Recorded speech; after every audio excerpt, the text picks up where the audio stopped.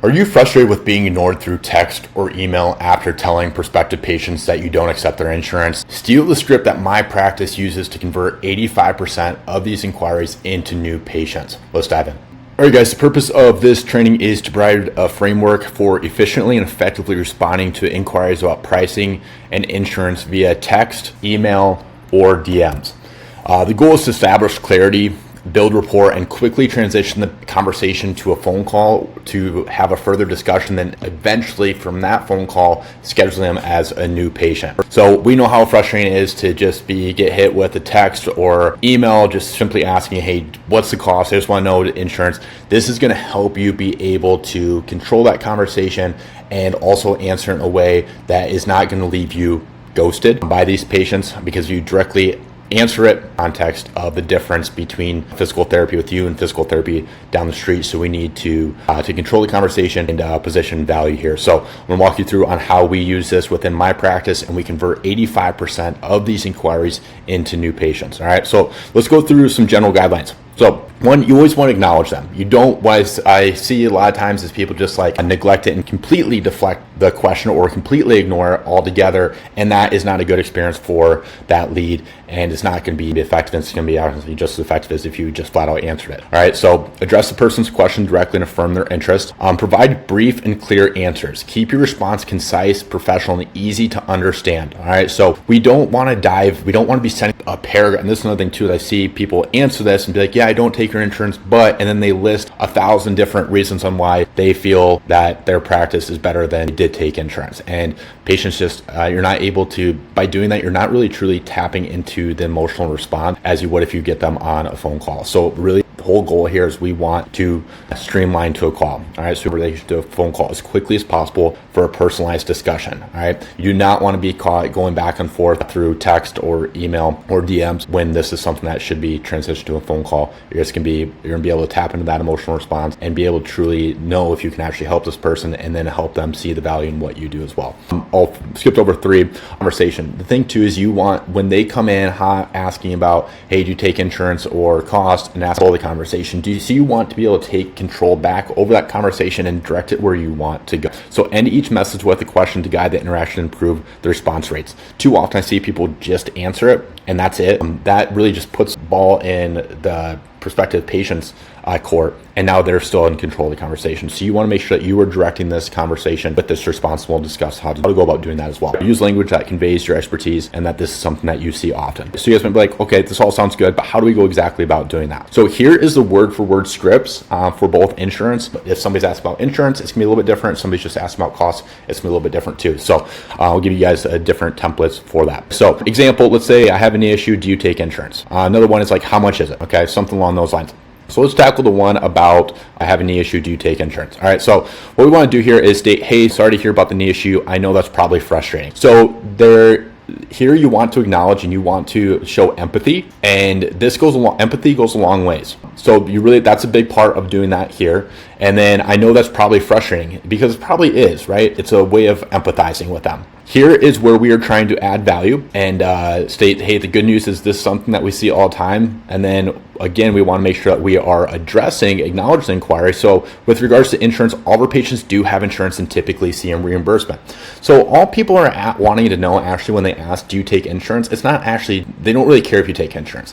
What they want to know a lot of times is, one, sometimes they don't even know what to ask. They don't even know how to start the conversation. The insurance medical system is so broken that everything just is circling around insurance. And so they think that's what is most important, because that's what the healthcare model in the US has conditioned them to think is most important. And they just don't know how to start a conversation with a medical provider outside of that, which is kind of sad. 2 is they're not really looking that you take insurance. They just want to know, are they going to see reimbursement? And a lot of times especially with my practice, we provide patients with a super bill, and they sometimes get reimbursement depending on their insurance and what their benefits are, right? But that's with any insurance. That's not just out of network, that's in network too. Sometimes patients see, even if clinic does take their insurance, doesn't mean they're going to see reimbursement. Patients automatically just assume that they are going to have coverage if they go to in-network, and that's not the case here. So even if we did take insurance, this is how I'd respond regardless, because it does depend on the insurance. It doesn't matter if out of network, it truly does depend on their insurance. And again, a lot of patients do see reimbursements on both sides, whether you take insurance or not. Patients can and do see reimbursement. So we're addressing that. Just feel acknowledged, feel heard, and we state it more or less kind of depends. And then what we want to do here is we're kind of assuming the close. So the assuming the close is essentially like, just assume that they want to move forward. Saying before getting you scheduled, anything like that, I want to make sure that we can absolutely help. This is a big thing too. I said the good news is this is something we see all the time. And then down here, I also want to emphasize that, hey, while this is something that we do see all the time, I still want to make sure that we can absolutely help.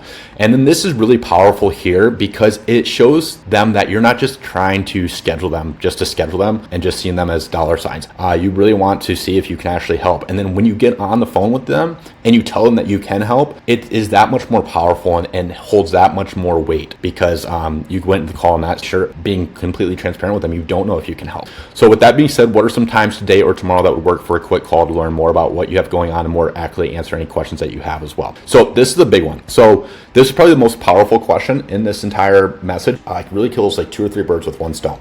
So what are some good times today or tomorrow that would work for a quick call? So we're asking what are some times today or tomorrow, because we know that we have historically found data that if patients schedule a call, the further out that call gets, the less likely that they are going to move forward. They are reaching out because their pain point is high enough that they want to take action on it. If the longer you wait, the likelihood of them being still in that buying pocket or in the same pain point, same level of pain, is lower. And so you want to make sure that you speed up this process and get on a phone call or get in contact with them to have a discussion as soon as possible. So today or tomorrow, we're giving them control and some flexibility here, but we still want to control this. Okay, so we're controlling the conversation here. We work for a quick call to learn more about what you have going on. So then again, we are positioned like we want to make sure we can absolutely help. Okay, reinforce them. And then here is what is going to stop them from and you from having to go through this long back and forth text thread or email thread or DM thread, is implying that, hey, by also hopping on this phone call, I can more accurately answer questions that you may have as well. So you want to add value. This is the way to add value here. What do they get out of hopping on a phone call with you? They are able to get their answers or their questions answered more accurately. And you're kind of also subliminally implying to really answer these questions with the information I have, because it does depend, on the insurance. Also implying that you will be able to get them more answers by hopping on a phone call. So then what we're doing here is we're ending with a question. This is sales psychology and just communication psychology in general, is if you truly want a response from somebody, all your sentences should essentially end with a question mark. Okay, it's implying that you are expecting a response. I see too often be like, for example, like the good news is all of our patients do have insurance and typically see a reimbursement. Let me know if you want to move forward, or something like that. By not ending, that's where you're also going to get ghosted more, because you're not ending with a question and implying that you are expecting a response. Right here, you are going to get a response. You're going to be much more likely to get a response one way or another by ending with a question mark. And that's just in communication in general. It doesn't have to be necessarily in this situation. If you're responding, sending out an email to a friend or a family member, following up with on a patient that discontinued, any communication in general, when you can end with a question, it's implying to that person on the other end that you are expecting a response. And because you're showing that you're expecting that, you're much more highly likely to get a response in return. So let's move into, let's say they just asked about cost. How much is it? So again, it's a very similar framework. Again, empathize, okay? The good news is something we see all the time, building value. With regards to the investment, this is a big one, and I encourage you guys on the phone and whenever you're communicating with prospective patients, it's never cost. It's always exchange the word cost for investment, all right? Because it truly is, and you want to try and switch their mindset around it. It does depend on the injury and how many sessions you might need. Again, assuming the close, before we get you scheduled or anything like that, I want to make sure that we can absolutely help. With that being said, what are some times today or tomorrow that would work for a quick call to learn more about what you have going on and more accurately answer questions you may have as well. So you guys can see it's about 95% of the same. It's just switching this out. This is really the main difference here. But again, we're stating more accurately answer any questions that you might have, okay? So key principles here, always end with a question, always conclude your response with a question. What are some good times for a quick call? The question mark should be the last character to encourage engagement and increase response rates. Expedite the outcome. Aim to reduce the number of back and forth messages. Include the next steps with regards to your availability in your initial response to streamline the process. That's something too that I didn't mention here is you guys can see that we knocked out a lot here. All right, this is something that you're essentially going to hopefully get some times back from the patient on what times work for them from one message. Too often I see people go through this long text thread or email thread just to hop on a phone call. And every time that you need a response back, the lower likelihood that you're actually going to get this person scheduled. So we're able to speed up this process and condense this entire process with one text. We're getting times immediately from one message when a time works for them versus getting stuck in this 2 or 3 or 4 texts back and forth in order to get something scheduled, because every text that you have to receive back decreases likelihood of them actually responding. Okay, so you want to expedite the process. Again, take control of the conversation, guide the interaction by setting the direction. For example, what are some good times for a call? Okay, this ensures that you are leading the conversation and decreases them asking even more questions that you can't accurately answer, and they're just going to end up getting frustrated because you're not answering the question, but you answer some of these questions without hopping on a phone call with them and getting more context on it. Okay, so it decreases their frustration as well. And then again, build credibility. Mention this is something that you see, if it is true, that you see something quite often, right? So again, this is a template you guys can copy and paste. This is a template that we use. You guys steal it. It's what we use to convert 85% of patients of these leads into new patients. If you guys want this template, click the link below.